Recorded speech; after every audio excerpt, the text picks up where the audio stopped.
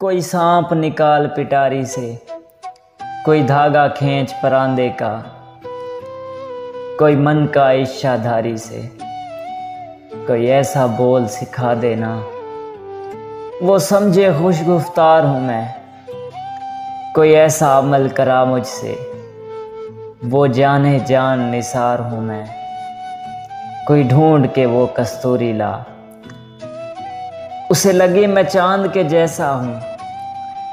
जो मर्जी मेरे यार की है उसे लगे मैं बिल्कुल वैसा हूँ।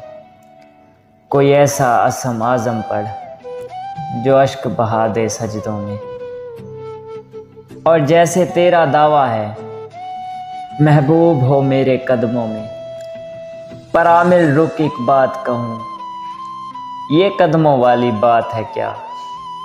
महबूब तो है सर आँखों पर, मुझ पत्थर की औकात है क्या। और आमिल सुन ये काम बदल, ये काम बहुत नुकसान का है।